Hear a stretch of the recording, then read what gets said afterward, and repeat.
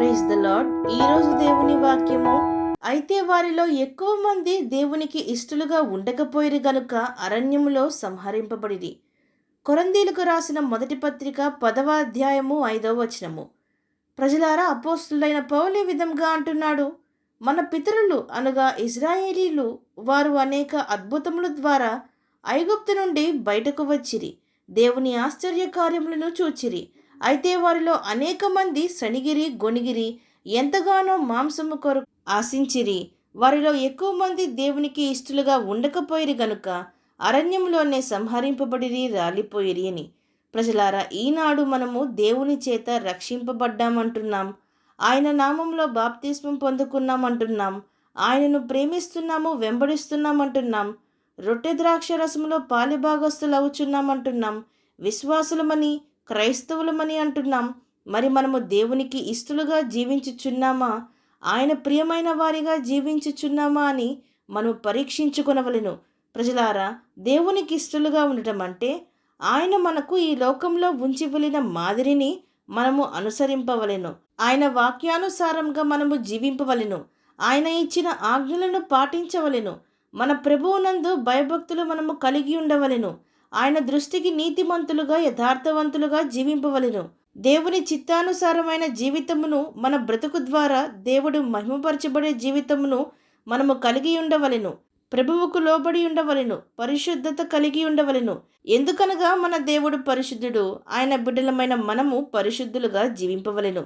వేషధారుల వలె కాక హృదయ శుద్ధిని మనము కలిగి ఉండవలెను. మొదటి ప్రేమ, మొదటి స్థానము మనము దేవునికి ఇవ్వవలెను. పాపములు చేసినప్పుడు దాచి ఉంచేవారంగా కాక, మన దోషములు మనమే కప్పిపుచ్చుకునేవారంగా కాక, పశ్చాత్తాపపడి ఆయన సన్నిధిలో ఒప్పుకొని విడిచిపెట్టవలెను. విరిగి నలిగిన హృదయము గలవారిగా, తగ్గింపు తత్వము గలవారిగా మనము ఉండవలెను. దేవునితో అనుదిన సహవాసము కలిగి ఉండవలెను.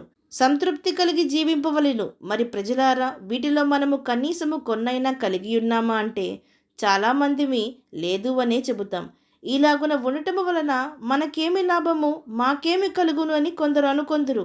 మన మేలుకే కదా దేవుడు అట్టి రక్షణ మార్గమును, క్రీస్తు మాదిరిని మనకు అనుగ్రహించినది. మనల్ని రక్షించుట కొరకే కదా దేవుడు మనల్ని ఎన్నుకొని పరిశుద్ధ వాక్యమును మనకు అనుగ్రహించినది. మనల్ని దీవించుటకే కదా, మనకు అభివృద్ధిని ఇచ్చుటకే కదా. కానీ మనలో అనేక మందిమి దేవునికి ఇష్టలుగా లేము. అవిశ్వాసులుగా, మాంద్యులుగా, అత్యాసక్తులుగా, స్వార్థపూరితమైన వారిగా, అపవిత్రులుగా, మొండివారముగా, మూర్ఖులుగా, శరీరేచ్ఛలు నెరవేర్చుటకు వేగిరపడువారంగా, నులివెచ్చని భక్తిని కలిగి ఉన్నవారంగా, అహంకారులుగా, దేవుని మీద తిరుగుబాటు చేయువారంగా, ఆయనను మరచి తిరిగేవారంగా నామకార్థ స్థితిలో ఉంటున్నాం. ప్రజలారా, మార్చుకుందాం. మన ప్రవర్తనను, మన భక్తి జీవితమును మార్చుకుందాం.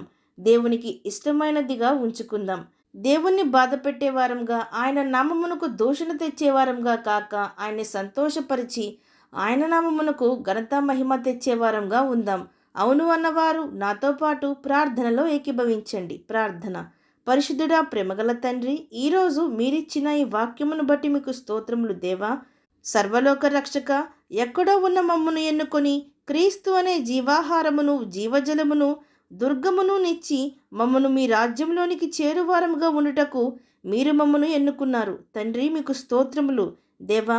మా ఈ పరమకనాను యాత్రలో సణిగి గొణిగి తిరుగుబాటు చేసి మిమ్మును మరచి విశ్వాసంలో జారిపోయి మధ్యలోనే రాలిపోక దేవా, మీరు మా ముందర నడిచి మాకు చూపే జీవిత గమ్యమును మేము అనుసరిస్తూ మిమ్మును సంతోషపరుస్తూ మేము సంతోషంగా ఉండుటకు, మీకిష్టలుగా, మీ సాక్షులుగా జీవించే భాగ్యమును మా ప్రతి ఒక్కరికి సహాయము దయచేయమని ప్రార్థిస్తూ, సమస్త మహిమాగాంతలు మీకే చెల్లిస్తూ, ప్రభువైన యేసుక్రీస్తు నామం పేరట అడిగి వేడుకొంచున్నాం పరమ తండ్రి.